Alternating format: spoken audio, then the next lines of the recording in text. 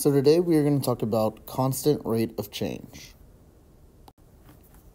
There is a constant rate of change when pairs of numbers increase or decrease at the same rate.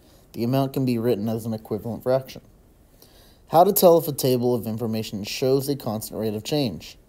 First, you need to find the change of x.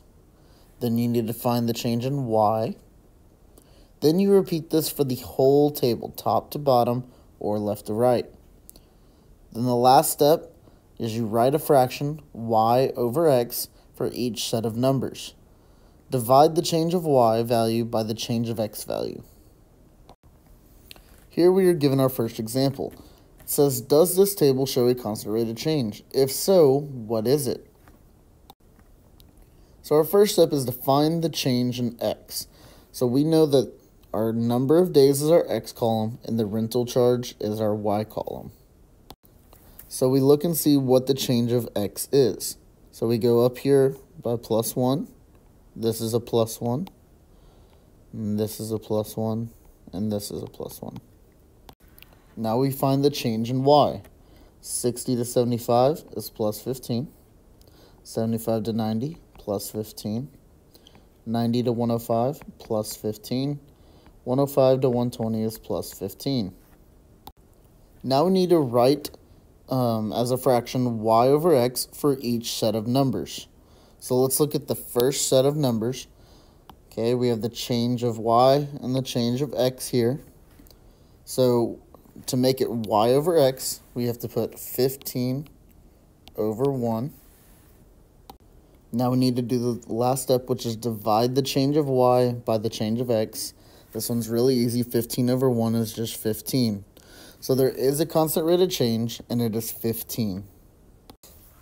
Here we have our second example. It is another table, but now it's tilted sideways. So we still go through the same steps. We find the change in x for each jump. So this is +1 here. We have +1 here, and +1 here. Now we need to find the change in y. Right here is +8. Here's +16. And here's +32. Now we need to write them as a fraction. So we have the change of y over the change of x, but we have to do it for every single one to make sure they're the same. So we have 8 over 1, 16 over 1, and 32 over 1. Since none of these are the same, this is no constant rate of change.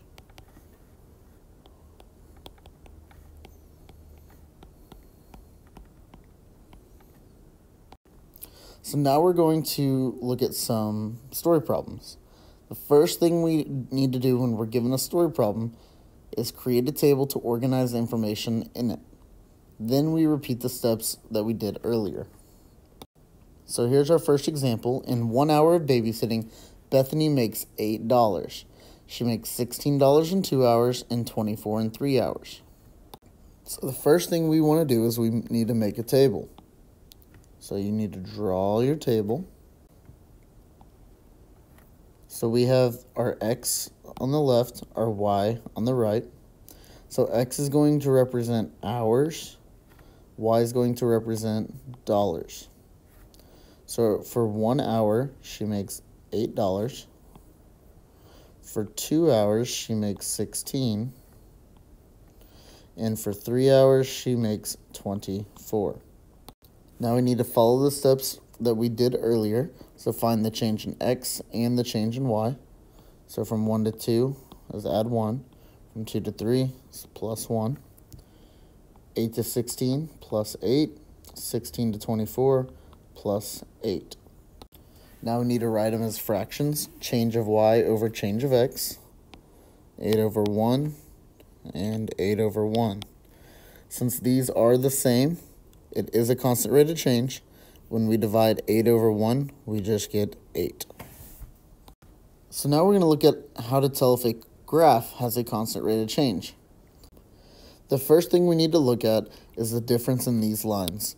So right here, we're given a straight line going down.